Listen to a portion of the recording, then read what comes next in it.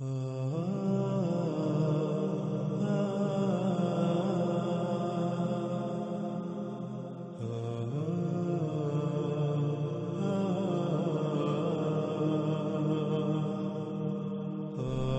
قسط کے آخر میں ہم نے یہ بات کی تھی کہ اگلی قسط میں ہم بات کریں گے احادیث کی روشنی میں دجال کی، یعنی اگر یہ تمام کی تمام اشیاء جو انسان نے آج خلق کی، جن کو انسان اپنے لیے مسیحا تسلیم کرتا ہے کہ آیا واقعتاً یہ دجال ہیں، یہی وہ دجال ہے؟ اگر یہی وہ دجال ہے تو ضرور رسول اللہ صلی اللہ علیہ وسلم نے اس کا ذکر کیا ہوگا۔ تو اس قسط میں ہم جانیں گے کہ کیا واقعتاً رسول اللہ صلی اللہ علیہ وسلم نے ان تمام کی تمام ایجادات کو دجال کہا یا نہیں۔ تو ناظرین، اس بات کو جاننے کے لیے ہم اپنی اس قسط کا آغاز کرتے ہیں۔ ہم جانتے ہیں کہ رسول اللہ صلی اللہ علیہ وسلم نے دجال کے بارے میں کھول کھول کر تفاصیل کے ساتھ بیان کیا۔ اسی طرح رسول اللہ صلی اللہ علیہ وسلم صحابہ اکرام کو دجال کے بارے میں بتا رہے تھے تو رسول اللہ صلی اللہ علیہ وسلم نے یہ کہا کہ قیامت الساعۃ سے پہلے دجال ہے، اور اس دجال سے پہلے بھی کئی دجال ہوں گے۔ رسول اللہ صلی اللہ علیہ وسلم نے قیامت الساعۃ کے قریب آنے والے دجال سے پہلے جتنے بھی دجال ہوں گے یا جو کچھ دجال ہوگا اس سب کی تفصیلات بیان کی۔ جب رسول اللہ صلی اللہ علیہ وسلم ان دجالوں کی یا قرب قیامت الساعۃ نکلنے والے دجال سے پہلے جو کچھ بھی دجال تھا، جتنے بھی دجال تھے، ان کا ذکر کر چکے، تو پھر بیان کرنے کی باری آئی اس دجال کی جو قرب قیامت الساعۃ نکلنا تھا۔ تب رسول اللہ صلی اللہ علیہ وسلم نے کہا، تحقیق یعنی ثابت شدہ، ایسا ہی ہوگا، ایسا ہو چکا کیا کہ دجال کھانا کھا چکا اور بازاروں میں گھوم پھر چکا۔ یعنی رسول اللہ صلی اللہ علیہ وسلم نے کھول کر یہ بات واضح کر دی کہ دیکھو، قرب قیامت الساعۃ جس دجال کا خروج ہونا ہے، اس سے پہلے جتنے بھی دجال ہوں گے وہ کھانا کھانے والے دجال ہوں گے، ان میں کھانا کھانے والے دجال ہوں گے۔ یعنی محمد رسول اللہ صلی اللہ علیہ وسلم نے یہ بالکل واضح کر دیا کہ قرب قیامت الساعۃ جس دجال کا خروج ہونا ہے وہ کھانا کھانے والا نہیں ہوگا جیسے انسان کھانا کھاتا ہے، وہ انسان کی طرح بازاروں میں نہیں گھومے پھرے گا۔ کہیں ایسا نہ ہو کہ تم اس کو بھی ایک انسان سمجھتے ہوئے ویسا ہی دجال سمجھ لو جو اس سے پہلے آئیں گے۔ اس لیے وہ ایسا دجال نہیں ہوگا، یعنی وہ انسان نہیں ہوگا، اور اس کی رسول اللہ صلی اللہ علیہ وسلم نے مزید وضاحت کر دی۔ محمد رسول اللہ صلی اللہ علیہ وآلہ وسلم نے کہا، دجال ہرگز انسان نہیں ہے، اس میں کچھ شک نہیں، جو دجال ہے وہ شیطان ہے، یعنی دجال شیطان ہوگا۔ پھر اسی طرح ایک اور موقع پر رسول اللہ صلی اللہ علیہ وسلم نے کہا کہ دجال انسان نہیں ہوگا، اس میں کچھ شک نہیں، دجال شیطان ہوگا۔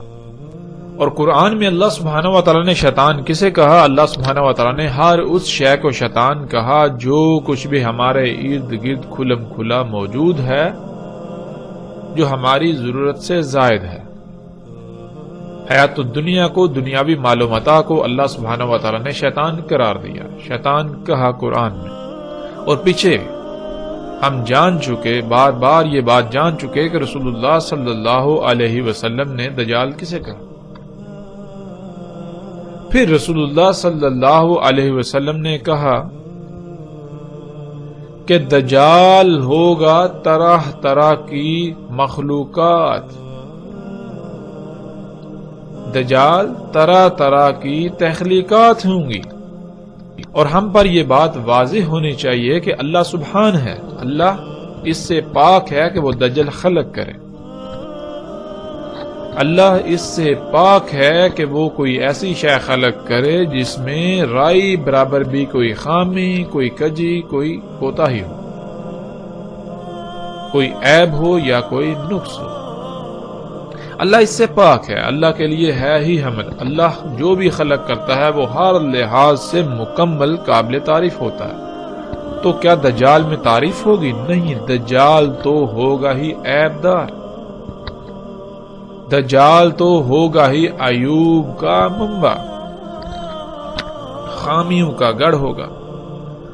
تو پھر بالکل واضح ہو جاتا ہے کہ دجال کا خالق اللہ نہیں ہوگا، تو پھر کون خالق ہوگا؟ یہ بات بھی ہم پر بالکل واضح ہو چکی ہے، اور جیسے جیسے ہم آگے بڑھیں گے مزید کھل کر واضح ہوتی جائے گی کہ دجال کا خالق یعنی ان مخلوقات کا خالق انسان ہوگا۔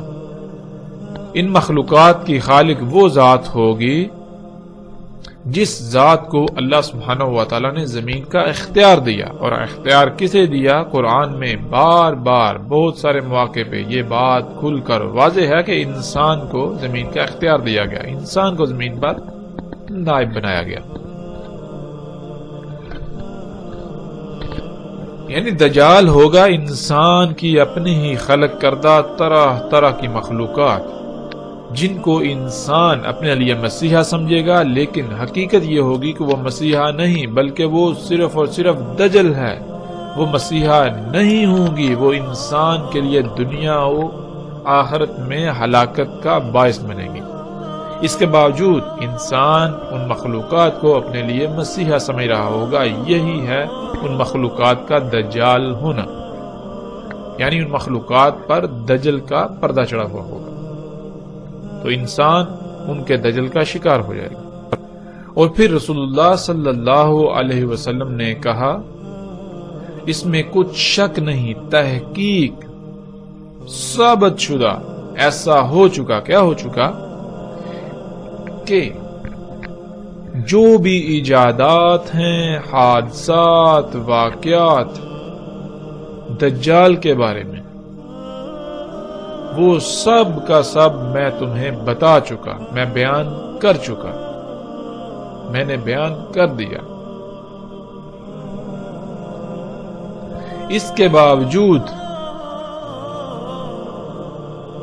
یہ ممکن ہی نہیں کہ وہ تمہاری عقلوں میں آ جائے، وہ تمہاری عقلوں میں نہیں آئے گا۔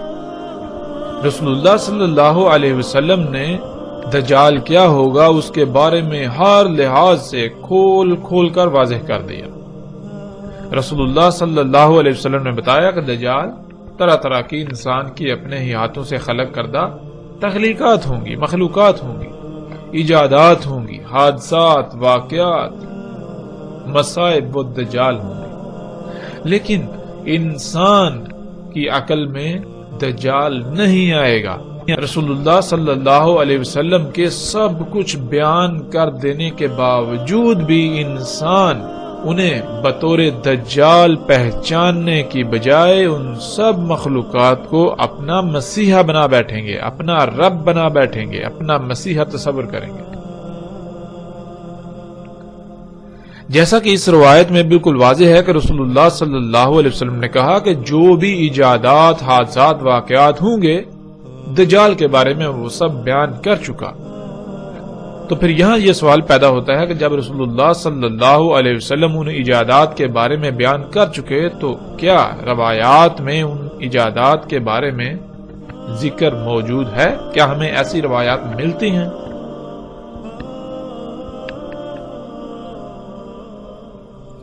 تو اب ہم احادیث میں، روایات میں دیکھیں گے کہ کیا واقعتاً ایسی روایات موجود ہیں کہ رسول اللہ صلی اللہ علیہ وسلم نے ان مخلوقات کو دجال کہا۔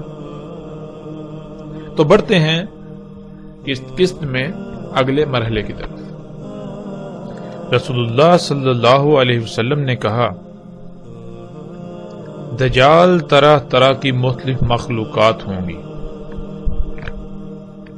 ناظرین، جہاں دجال کے بارے میں رسول اللہ صلی اللہ علیہ وسلم نے بہت کچھ کھول کھول کر بیان کیا، وہیں رسول اللہ صلی اللہ علیہ وسلم نے دجال کی پہچان کے لیے ایک ایسی بات کا ذکر کیا، ایک ایسی خبر دی جو خبر کسی نبی نے اپنی قوم کو نہیں دی۔ وہ خبر کیا تھی جس کا ذکر پیچھے گزر چکا؟ وہ خبر یہ تھی کہ دجال آور ہوگا اور تمہارا رب یعنی اللہ سبحانہ و تعالی آور نہیں ہے۔ اور ہم نے یہ بھی جان لیا تھا کہ آور کہتے ہیں کسی بھی شے کا، کسی بھی کام کا ایک ہی پہلو دیکھ پانا، کسی بھی کام کو ایک ہی پہلو سے کر پانا، کوئی بھی کام کرنا تو وہ نامکمل کرنا، کوئی بھی کام خامیوں، خرابیوں، نقائص والا کرنا۔ تو اسی کی وضاحت میں رسول اللہ صلی اللہ علیہ وسلم نے کہا تھا، جیسا کہ اس روایت میں ہمارے سامنے ہے۔ رسول اللہ صلی اللہ علیہ وسلم نے کہا اس کی یعنی دجال کی صلاحیت، خصوصیات، معیار اور کردار یہ ہوگا کہ وہ ہر شے میں ٹیڑھ پن پیدا کر دے گا، ہر شے کو مفلوج کر دے گا، اور یہی شے اسے یعنی دجال کو نمایاں کرے گی، یہی اس کی پہچان کا باعث ہوگی۔ یعنی رسول اللہ صلی اللہ علیہ وسلم نے کہا کہ دجال کی پہچان یہ ہے کہ دجال ہر شے میں ٹیڑھ پن پیدا کر دے گا، ہر شے کو مفلوج کر دے گا۔ یہ خامی، یہ خصلت ہی دجال کی پہچان ہوگی۔ آج ہم دیکھیں وہ کون سی مخلوقات ہیں، وہ کون سی اشیاء ہیں جنہیں انسان اپنے لیے مسیحا سمجھتا ہے، لیکن اس کے برعکس ان کی حقیقت یہ ہے کہ وہ تمام کی تمام مخلوقات میں ٹیڑھ پن پیدا کر رہی ہیں، تمام مخلوقات کو مفلوج کر رہی ہیں، خرابیاں، نقائص وغیرہ پیدا کر رہی ہیں۔ ایسی وہ کون سی مخلوقات ہیں؟ تو جب ہم دیکھیں تو ہمارے سامنے کیا آتا ہے؟ ہمارے سامنے پھر وہی طرح طرح کی انسان کی خلق کردہ مخلوقات جو پوری کائنات میں ہر شے کو مفلوج کر رہی ہیں، ہر شے میں ٹیڑھ پن پیدا کر رہی ہیں، ہر سطح پر تباہی مچا رہی ہیں۔ جب ہم ان مخلوقات کو دیکھیں تو جہاں ایک طرف یہ زمین کو مفلوج کر رہی ہیں، زمین کو کھوکھلا کر رہی ہیں، جس سے زلزلے، طوفان، آندیاں آ رہی ہیں، جس سے زمین کی پیدا کرنے کی صلاحیت متاثر ہو چکی ہے، تو وہی انسان کی خلق کردہ ایسی اشیاء جنہیں وہ اپنے لیے فائدہ مند، اپنے لیے مسیحا تصور کرتا ہے، یعنی طرح طرح کی ادویات، طرح طرح کی ایسی اشیاء جنہیں وہ سہولتوں کا نام دیتا ہے، ان کا دوسرا پہلو کیا ہے؟ ان کا دوسرا پہلو یہ ہے کہ وہ تمام مخلوقات کو فساد زدہ کر رہی ہے، جیسا کہ آپ ان تصاویر میں دیکھ رہے ہیں۔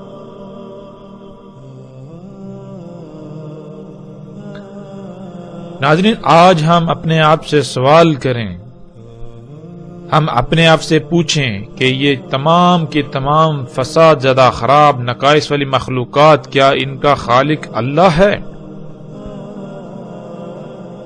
اگر ہم یہ کہیں کہ ان کا خالق اللہ ہے تو اس کا مطلب یہ ہے کہ اللہ سبحان نہیں ہے، اللہ کے لیے حمد نہیں ہے، یعنی اللہ جو کام کرتا ہے وہ عیب دار کرتا ہے، نقائص والا کرتا ہے، خامی و خرابی والا کرتا ہے۔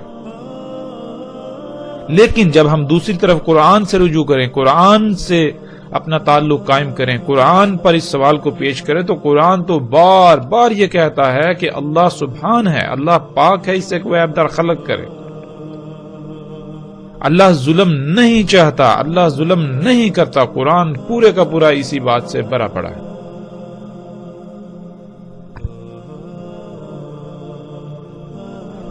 انسان ان مخلوقات کا، ان ایجادات، ان اشیاء کا صرف ایک پہلو دیکھتا ہے جو ظاہری پہلو ہے، جس سے اس کو نفع نظر آتا ہے، جس پہلو سے یہ تمام کی تمام اشیاء انسان کو مزین نظر آتی ہیں، تمام کی تمام اشیاء انسان کو مفید، فائدہ مند، مسیحا نظر آتی ہیں، لیکن ان کا دوسرا پہلو یکسر نظر انداز کر دیتا ہے۔ ان کے دوسرے پہلو کو یکسر نظر انداز کر دیتا ہے۔ اور وہ دوسرا پہلو کیا ہے؟ وہ دوسرا پہلو یہ ہے کہ یہ اشیاء، یہ مخلوقات کائنات کو تباہ کر رہی ہیں۔ آج موسموں کا نظام بگڑ چکا تو انسان کی انہی ایجادات کی وجہ سے، جنہیں وہ اپنے لیے مسیحا تصور کرتا ہے۔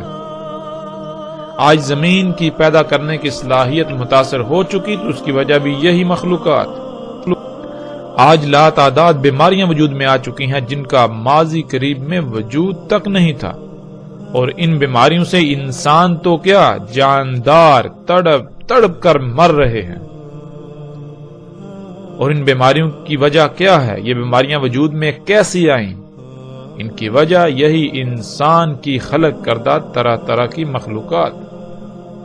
آج انسان ان گاڑیوں کو، جہازوں کو، ٹرینوں کو، یعنی جدید سفری ذرائع کو اپنے لیے مسیحا تصور کرتا ہے، لیکن اس کا دوسرا پہلو کیا ہے؟ اسے یکسر نظر انداز کر دیتا ہے۔ انہی گاڑیوں کی وجہ سے، ٹرینوں جہازوں کی وجہ سے، یعنی انہی سفر کے ذرائع کی وجہ سے آج پوری دنیا دھوئیں سے بھر چکی، اور یہ دھواں تمام مخلوقات کے لیے زہر قاتل ثابت ہو رہا ہے۔ اسی دھوئیں کی وجہ سے دنیا میں ہر سال 33 لاکھ سے زیادہ انسان موت کا شکار ہو رہے ہیں، اور دنیا کی تقریباً 99% سے زیادہ آبادی کسی نہ کسی بیماری کا شکار ہے، تو وہ اسی دھوئیں کی وجہ سے۔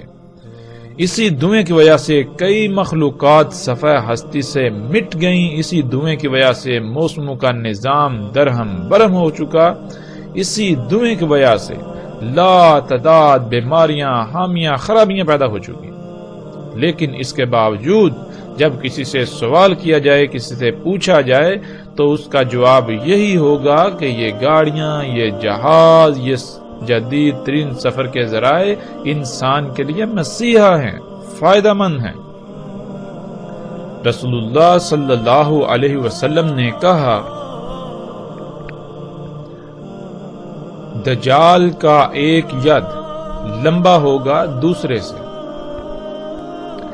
ناظرین، ہم انسان ہیں تو جب لفظ ید آتا ہے تو فوراً ہمارے ذہن میں ہمارے ہاتھ کا نقشہ ظاہر ہو جاتا ہے، اور ہم ید کے معنی ہاتھ کے لے لیتے ہیں۔ لیکن عربی میں ہاتھ کو ید نہیں کہتے، بلکہ عربی میں ید کہتے ہیں ایسی قوت کو جس سے کچھ کیا جا سکے۔ اگر یہ لفظ عالم مادہ کے لیے استعمال ہوگا تو اس کے معنی ہوں گے ایسا آلہ جس میں قوت ہوتی ہے اور جس سے کچھ کیا جا سکے، کچھ بنایا جا سکے۔ اسی وجہ سے انسان کی ذات میں ایسے آلے کو ہاتھ کہا جاتا ہے۔ اور اگر یہی لفظ عالم نور کے لیے استعمال ہوگا یا عالم نار کے لیے استعمال ہوگا تو وہاں وہ عالم مادہ سے ماورا ہوگا۔ مثال کے طور پر آج ہم پہاڑوں کو اپنی آنکھوں سے دیکھتے ہیں، لیکن اگر ایسا ہوتا کہ پہاڑ اللہ کے غیب میں سے ہوتے، یعنی انسان انہیں نہیں دیکھ سکتا، انسان انہیں نہ دیکھ سکتا ہوتا اور پہاڑوں کے لیے لفظ ید کا استعمال کیا جاتا، تو انسان یہی سمجھتا کہ جبال نامی مخلوق کے بھی ایسے ہی ید یعنی ہاتھ ہوتے ہیں جیسے ہمارے ہیں، جیسے انسان کے ہیں۔ لیکن حقیقت اس کے بالکل برعکس ہے۔ لفظ ید کے سب سے آسان معنی یہ ہیں کہ جو خصوصیات انسان کے ہاتھ میں پائی جاتی ہیں، جیسے اس سے کچھ پکڑا جاتا ہے، اٹھایا جاتا ہے، اٹھا کر ادھر ادھر رکھا جاتا ہے، دھکیلا جاتا ہے وغیرہ، جس شے میں بھی یہ خصوصیات یا ایسی قوت پائی جائے وہ شے ید کہلائے گی۔ ناظرین، آگے بڑھنے سے پہلے ہمیں یہاں اس بات کی مزید وضاحت کرنا ضروری ہے، کیونکہ جب تک ہم اس کو مزید واضح نہیں کریں گے تب تک آگے آنے والی روایات کو ہم نہیں سمجھ سکیں گے۔ آگے آنے والی روایات میں ایسے الفاظ موجود ہیں جن کو سمجھنے کے لیے ہمیں یہ علم ہونا چاہیے کہ عربی کیا ہے۔ ناظرین، دین کو سمجھنے اور بالخصوص فتنہ دجال سمیت ساتھ کی علامات سے متعلق تمام معاملات کو سمجھنے کے لیے یہ بہت ضروری ہے کہ ہم سب سے پہلے عربی زبان کی اہمیت کو جان لیں۔ عربی کیا ہے؟ عربی دنیا کی واحد ایسی زبان ہے جس کا ترجمہ دنیا کی کسی بھی زبان میں نہیں کیا جا سکتا۔ عربی دنیا کی واحد ایسی زبان ہے جو ہر وقت اور ہر شے کا احاطہ کرتی ہے، یعنی مثال کے طور پر آج کوئی ایسی شے جس کا وجود نہیں اور کل کو وہ وجود میں آتی ہے تو اس شے کا کوئی نہ کوئی نام تجویز کیا جائے گا جو پہلے سے اس زبان میں موجود نہیں ہوگا، جیسے کہ ہم گاڑی ہی کو لے لیں۔ اردو میں لفظ گاڑی کے وجود سے پہلے اپنا کوئی وجود نہیں رکھتا تھا۔ اسی طرح انگلش میں لفظ کار کی تخلیق سے پہلے اپنا کوئی وجود نہیں رکھتا تھا۔ جب شے وجود میں آئی اس کے بعد یہ لفظ وجود میں آیا۔ لیکن عربی دنیا کی واحد ایسی زبان ہے جو اس خامی سے بالکل پاک ہے۔ عربی دنیا کی واحد ایسی زبان ہے جس کا ہر لفظ بہت ہی وسعتوں کا حامل ہے۔ کوئی بھی شے جو پہلے وجود نہیں رکھتی تھی اور بعد میں وجود آئے گی یا بعد میں وجود آئے، عربی میں اس کا نام پہلے سے ہی طے کر دیا گیا۔ یعنی عربی میں آپ کسی بھی لفظ کا اضافہ نہیں کر سکتے۔ جو بھی نئی ایجاد آپ کریں گے اس کے لیے پہلے سے ہی عربی میں نام موجود ہوگا۔ البتہ اس شے کی الگ سے پہچان اور نشاندہی کے لیے آپ الگ سے کوئی لفظ ایجاد کر سکتے ہیں، مگر وہ لفظ عربی زبان کا حصہ نہیں ہوگا اور نہ ہی وہ لفظ عربی کہلائے گا، بلکہ وہ کسی اور زبان کا لفظ عربی لہجے کے ساتھ روزمرہ کے استعمال میں لایا جائے گا۔ جیسے لفظ فیس بک یا ٹویٹر کو ہی لے لیا جائے، جب عربی کے اصل سے ان کے لیے کوئی لفظ استعمال کیا جائے گا تو وہ لفظ استعمال کیا جائے گا جو فیس بک اور ٹویٹر وغیرہ کی صفات کا احاطہ کرے۔ لیکن موجودہ دور کے تقاضے کو سامنے رکھتے ہوئے یہی لفظ عربی لہجے کے ساتھ استعمال کیے جائیں گے جو کہ وقت کی ضرورت ہے، لیکن یہ لفظ یا یہ الفاظ عربی کا حصہ نہیں کہلائیں گے اور نہ ہی ان الفاظ کو اصل خالص عربی میں داخل کیا جا سکتا ہے۔ عربی کو سمجھنے کے لیے یہاں ہم چند الفاظ کو مثال کے طور پر سامنے رکھ لیتے ہیں۔ مثلا لفظ راس کو ہی لے لیں۔ ناظرین، جب لفظ راس کا ترجمہ کیا جاتا ہے تو اردو میں اس کا ترجمہ سر اور انگلش میں ہیڈ کر دیا جاتا ہے۔ اب جب ہم نے عربی میں لفظ راس کا ترجمہ سر کر دیا، یعنی انگلش میں ہیڈ کر دیا، تو اس کا نقصان کیا ہوگا اسے ہم سمجھ لیتے ہیں۔ مثال کے طور پر اگر آپ کے سامنے آپ کا دشمن موجود ہو اور آپ اپنے بھائی کو کہیں کہ وہ سامنے موجود دشمن کے راس میں گولی مارے تو وہ اس کے سر میں گولی مارے گا۔ لیکن اگر آپ کے سامنے اونٹ ہو اور آپ اپنے بھائی کو کہیں کہ وہ اونٹ کے راس میں گولی مارے تو وہ اونٹ کے سر میں گولی مار دے گا، کیونکہ اس کو بتایا گیا کہ راس کا ترجمہ سر ہے۔ لیکن اگر آپ کسی عرب کو یہ کہیں کہ وہ اس دشمن کے راس میں گولی مارے تو وہ گولی اس کے سر میں مارے گا، مگر جب آپ اسے کہیں گے کہ وہ اونٹ کے راس میں گولی مارے تو وہ اونٹ کے سر میں نہیں بلکہ اونٹ کی کوہان جو چوٹی نظر آتی ہے اس میں گولی مارے گا۔ اب سوال یہ پیدا ہوتا ہے کہ جب آپ نے اپنے بھائی کو حکم دیا کہ اونٹ کے راس میں گولی مارو تو اس نے اونٹ کے سر میں گولی ماری، لیکن جب وہی حکم ایک عرب کو دیا تو اس نے اونٹ کے سر کے بجائے اس کی کوہان میں گولی ماری۔ آخر ایسا کیوں؟ اس کا جواب یہ ہے کہ جب ہم نے راس کا ترجمہ سر کر دیا تو اس سے مراد سر ہی ہوگا۔ سر ایک محسوس عضو کو کہتے ہیں، جسم کے ایک مخصوص حصے کو کہتے ہیں، خواہ وہ کسی کا بھی ہو۔ لیکن عربی میں راس سر کو نہیں کہتے، بلکہ عربی میں راس کسی بھی شے کے بلند ترین مقام کو کہتے ہیں، یعنی عربی میں راس کہتے ہیں چوٹی کو، کسی بھی شے کی چوٹی، ہائیسٹ پوائنٹ، کسی بھی شے کی پیک کو۔ جب یہ لفظ انسان کی ذات کے لیے استعمال کیا جائے گا تو اس کا مطلب یہ ہوگا کہ انسان کی ذات کا سب سے بلند ترین مقام، اور وہ مقام ہے انسان کا سر۔ اسی طرح اس کے برعکس جب یہ لفظ اونٹ کے لیے استعمال کیا جائے گا تو اونٹ میں جو اس کا بلند ترین مقام ہے، جو اس کی چوٹی ہے، وہ ہے اس کی کوہان، اس لیے کوہان کو راس کہا جائے گا، نہ کہ اونٹ کے سر کو۔ اب ناظرین اب یہ تصور کریں کہ جب اس لفظ کا، عربی کے لفظ راس کا ترجمہ سر انگلش میں ہیڈ کر دیا تو اس کا نقصان کیا ہوگا، یہ آپ کے بالکل سامنے ہے۔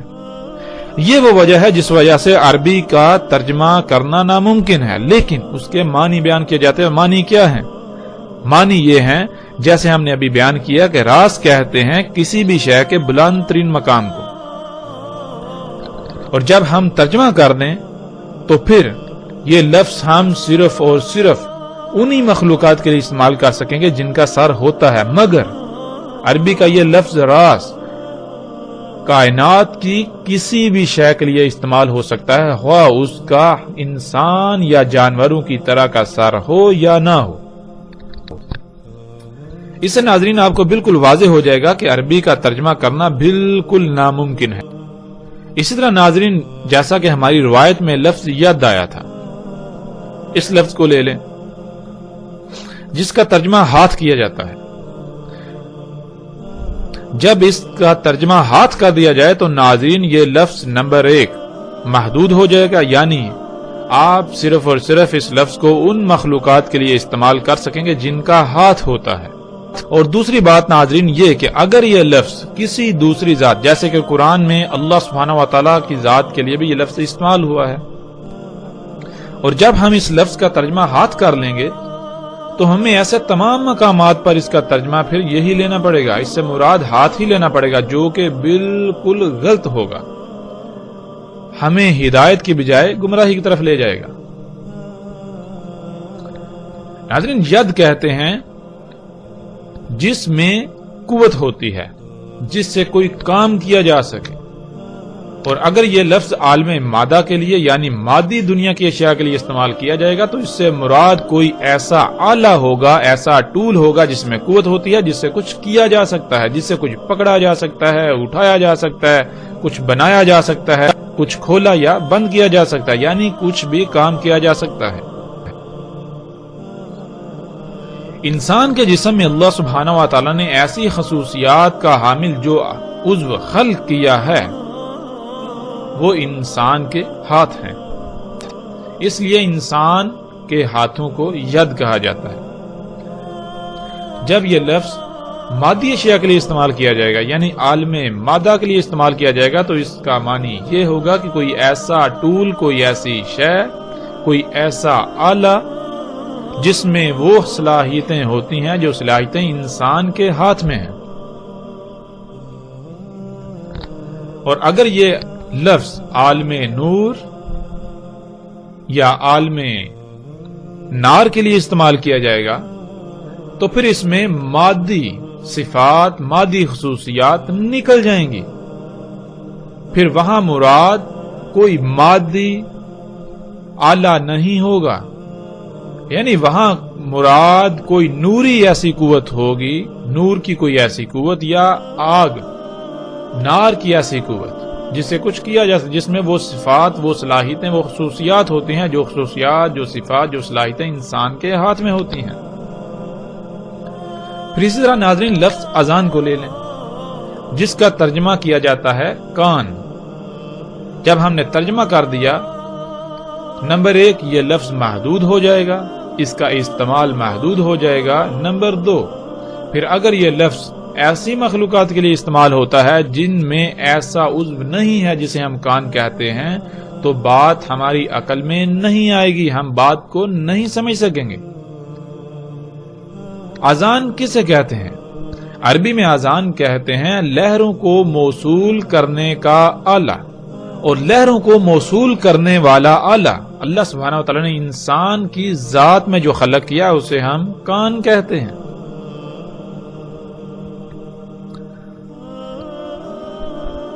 آواز کی حقیقت کیا ہے؟ آواز کی حقیقت لہریں ہیں۔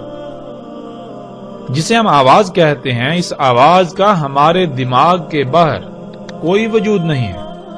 ہمارے دماغ کے باہر بنیادی طور پر لہریں ہیں جنہیں ہم آواز کی لہروں کا نام دیتے ہیں، یا انگلش میں ساؤنڈ ویوز۔ یہ لہریں سفر کرتی ہیں جب یہ لہریں کسی ایسے آلے سے ٹکراتی ہیں جو ان کو موصول کرنے کی صلاحیت رکھتا ہے تو وہ انہیں وصول کر لیتا ہے۔ اور ایسا آلہ اللہ سبحانہ و تعالیٰ نے ہماری ذات میں جو خلق کیا انہیں ہم کان کہتے ہیں۔ کان ہمارے آواز کی لہروں کو موصول کرتے ہیں، اس کے بعد ان لہروں کو بجلی کے سگنلز میں تبدیل کرتے ہوئے دماغ میں بھیجتے ہیں۔ دماغ کا متعلقہ حصہ ان لہروں کا ادراک کرتا ہے جسے ہم آواز کہتے ہیں۔ آواز محض ہمارے دماغ کا ادراک ہے، اس کی حقیقت لہریں ہیں۔ تو ناظرین، عربی میں اذان کہتے ہیں لہروں کو موصول کرنے والا آلہ، اور آج ہم ایسے تمام آلات کو سامنے رکھ لیں جن میں ایسی صلاحیتیں ہیں، ایسی خصوصیات ہیں۔ وہ کیا ہیں؟ آج ہم انہیں کیا کہتے ہیں؟ آج ہم انہیں انٹینا کہتے ہیں، جیسا کہ آپ تصاویر میں دیکھ رہے ہیں۔ اور ناظرین، یہی وہ آذان ہے جس کا ہم ترجمہ کان کر دیتے ہیں، جو یاجوج اور ماجوج کے بارے میں روایات میں آیا ہے کہ ان کے آذان اتنے بڑے ہوں گے کہ ان میں سے ایک کو نیچے بچھائیں گے اور دوسرے کو اپنے اوپر اوڑھ لیں گے۔ اور آج یہ منظر ہم اپنی آنکھوں سے دیکھ رہے ہیں، جس کا ذکر یاجوج اور ماجوج کے باب میں بہت ہی صراحت کے ساتھ آ جائے گا۔ اسی طرح ناظرین، لفظ لسان کو لے لیں جس کا ترجمہ زبان کیا جاتا ہے۔ پھر وہی بات، جب اس لفظ کا ترجمہ زبان کر دیا جائے گا تو ایک تو یہ لفظ محدود ہو جائے گا، دوسرا پھر اگر یہ لفظ ایسی مخلوقات کے لیے استعمال ہوتا ہے جن میں انسان یا جانوروں کی طرح کی زبان نہیں ہے تو ہم اس کو سمجھنے سے قاصر رہیں گے۔ ہم اس مخلوق میں ایسی زبان تلاش کرتے رہیں گے لیکن وہ ہمیں نہیں ملے گی۔ تو پھر لسان کسے کہتے ہیں؟ ناظرین، لسان کہتے ہیں لہروں کو پیغام میں ڈالنے والا آلہ۔ مثال کے طور پر آپ جب زبان سے بولتے ہیں تو کیسے بولتے ہیں؟ اس کی حقیقت کیا ہے؟ اللہ سبحانہ و تعالیٰ نے انسان کے حلق میں ایک گوشت کا لوتھڑا خلق کیا ہوا ہے۔ جب انسان بولتا ہے تو وہ لوتھڑا بہت تیزی سے ارتعاش کرتا ہے، حرکت کرتا ہے، تھر تھراتا ہے، جس سے بالکل ایسی ہی لہریں وجود میں آتی ہیں۔ خالی جگہ پر خلا میں ایسی لہریں وجود میں آتی ہیں جیسے بالکل پانی میں پتھر پھینکنے سے لہریں وجود میں آتی ہیں۔ پھر ناظرین، زبان جب حرکت کرتی ہے تو وہ ان لہروں کو ایسی فریکوینسی میں ڈالتی ہے جس میں وہ پیغام ہوتا ہے جو آپ کسی کو دینا چاہتے ہیں۔ زبان ان لہروں کو پیغام کی شکل میں ڈالنا شروع کر دیتی ہے۔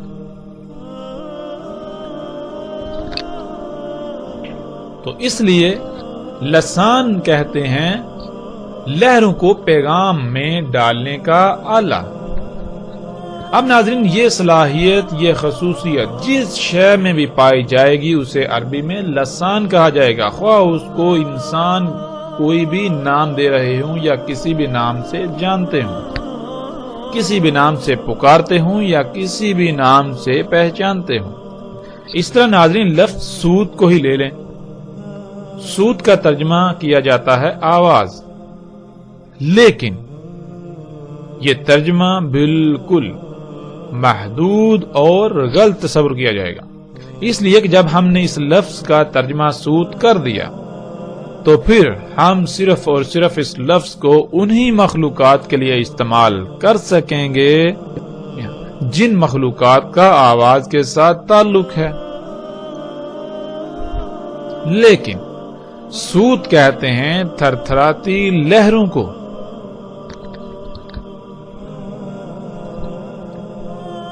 انسان جب ان تھر تھراتی لہروں کا ادراک کرتا ہے تو اس ادراک کو ہم آواز کہتے ہیں۔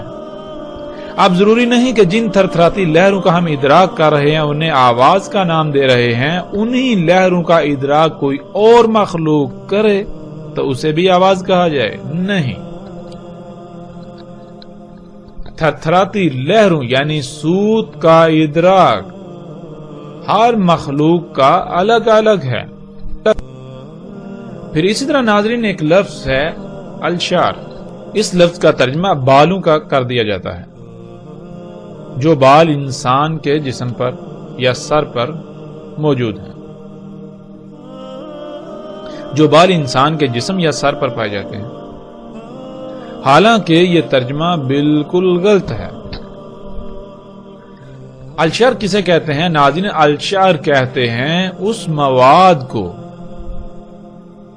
جس مواد سے انسان کے جسم پر یا انسان کے سر پر بال وجود میں آتے ہیں. اور آج جب ہم غور و فکر کریں کہ یہ بال ہمارے کس شے سے وجود میں آئے، کس مواد سے وجود میں آئے، تو بات بالکل کھل کر سامنے آ جاتی ہے. تو آج ہم اس مواد کو لچکدار پلاسٹک، نائلون، لوک یعنی اسفلٹ اور پینٹ وغیرہ کا نام دیتے ہیں. کسی بھی شے پر پائے جانے والے فلیکسیبل یعنی لچکدار پلاسٹک، نائلون، پینٹ اور اسفلٹ وغیرہ کو عربی میں الشعر کہتے ہیں.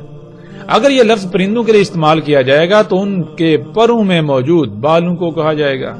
اگر یہ لفظ بھیڑوں کے لیے استعمال کیا جائے گا تو اس سے مراد ان کے جسم پر موجود نائلون، لچکدار پلاسٹک یعنی ان کی اون کو کہا جائے گا. قرآن میں اللہ سبحانہ و تعالیٰ نے کہا کہ انسان کو 3 سے خلق کیا گیا. 3 کہتے ہیں کالے رنگ کے کیچڑ کو جو زمین میں پایا جاتا ہے، جو زمین کے عناصر سے وجود میں آیا. زمین کے ان عناصر میں ایک عنصر موجود ہے جسے الشعر کہا جاتا ہے، اور آج موجودہ دور میں ہم اس کو لچکدار پلاسٹک، نائلون، اسفلٹ یا پینٹ وغیرہ کا نام دیتے ہیں. پھر اسی طرح ناظرین لفظ عین جس کا ترجمہ آنکھ کا کیا جاتا ہے. ناظرین جب یہ لفظ ہمارے سامنے آتا ہے تو اس سے مراد آنکھ لے لیا جاتا ہے، جیسے انسان یا جانوروں کی آنکھ. لیکن عربی میں عین کہتے ہیں ایسے آلے کو جو رنگوں کا ادراک کرتا ہے. انسان کی ذات میں اللہ سبحانہ وتعالی نے ایسا آلہ جو خلق کیا جو رنگوں کا ادراک کرتا ہے اسے ہم آنکھ کہتے ہیں. اور عربی میں ہر اس شے کو عین کہا جائے گا، ہر اس شے کو، ہر اس آلے کو عین کہا جائے گا جو رنگوں کا ادراک کرتا ہے. آج ہم جب اپنے ارد گرد غور و فکر کریں، ارد گرد دیکھیں تو ہمیں بالکل واضح ایسے آلات نظر آئیں گے جو رنگوں کا ادراک کرتے ہیں. یعنی عربی میں عین کہتے ہیں اس شے کو جس میں وہ تمام صلاحیتیں، خصوصیات پائی جاتی ہیں جو خصوصیات، جو صلاحیتیں انسان یا جانور کی آنکھ میں پائی جاتی ہیں. پھر اسی طرح ناظرین لفظ طیر آ جاتا ہے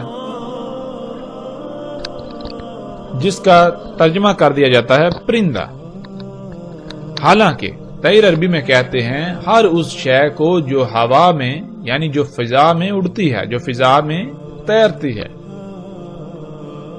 لیکن جب ہم نے اس کا ترجمہ پرندہ کر دیا تو ہم اس سے مراد کیا لیں گے؟ ہم اس سے پھر مراد لیں گے وہ پرندے جو اللہ سبحانہ تعالیٰ نے خلق کیے، جو ہمیں ہواؤں میں اڑتے ہوئے نظر آتے ہیں. لیکن یہ ترجمہ بالکل غلط ہوگا. طیر کہتے ہیں ہر اس شے کو جو ہوا میں اڑتی ہے، جو فضا میں سفر کرتی ہے. ہم نے عربی کے کچھ الفاظ کو سامنے رکھا اور ان کے اوپر مختصراً سی بات کی، جس سے یہ بات کھل کر واضح ہو جاتی ہے کہ عربی کا ترجمہ کرنا بالکل ناممکن ہے، خواہ وہ دنیا کی کوئی بھی زبان ہو. دنیا کی کسی بھی زبان میں عربی کا ترجمہ نہیں کیا جا سکتا. اگر ہم نے عربی کا ترجمہ کر دیا تو ہم بات کو سمجھنے کے بجائے مزید دور چلے جائیں گے. ناظرین جب ہم عربی کے اس اصول کو سمجھ لیں گے، اپنے ذہن میں بٹھا لیں گے، تو ہمارے لیے بات کو سمجھنا انتہائی آسان ہو جائے گا.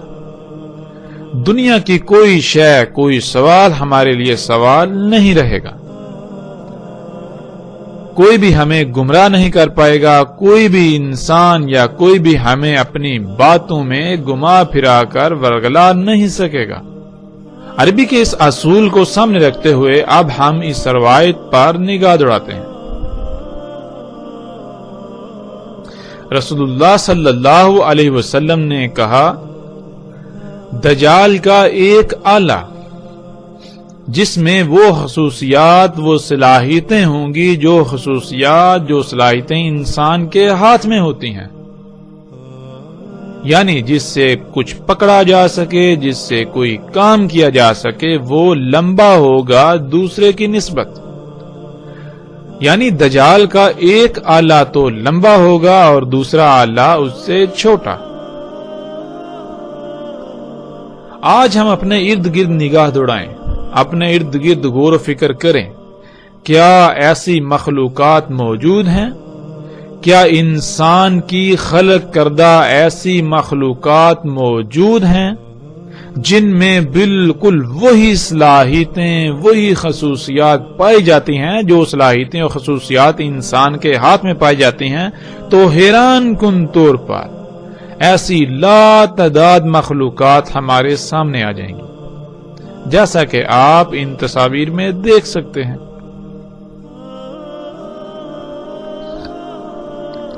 ناظرین، جیسا کہ رسول اللہ صلی اللہ علیہ وآلہ وسلم نے کہا کہ دجال کا ایک ید، یعنی دجال کا وہ ایک آلہ جس میں وہ خصوصیات ہوں گی جو خصوصیات انسان کے ہاتھ میں ہوتی ہیں، وہ ایک کی نسبت دوسرا لمبا ہوگا۔ اور آج ہم دیکھ سکتے ہیں کہ ایسے تمام کے تمام آلات، ایسی تمام کی تمام مشینیں جن میں یہ صلاحیت موجود ہے، نہ صرف بالکل وہ انسانی ہاتھ کی طرح ہیں، بلکہ یہ تمام کے تمام آلات یعنی ٹولز، یہ مشینیں ایک کی نسبت دوسری بڑی ہے۔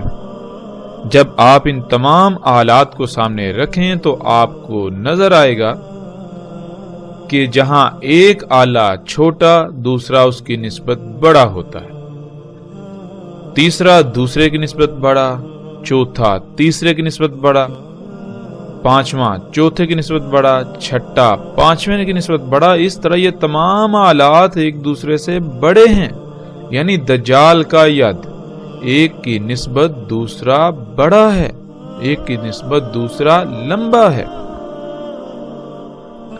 اسی طرح سکرین پر نظر آنے والی یہ مشینیں، ان کو آپ دیکھ سکتے ہیں کہ ایک چھوٹی، دوسری پہلی سے بڑی، تیسری دوسری سے بڑی، چوتھی تیسری سے بڑی، پانچویں چوتھی سے بڑی، چھٹی پانچویں سے بڑی، اس طرح بالترتیب ایک دوسرے سے بڑی ہیں۔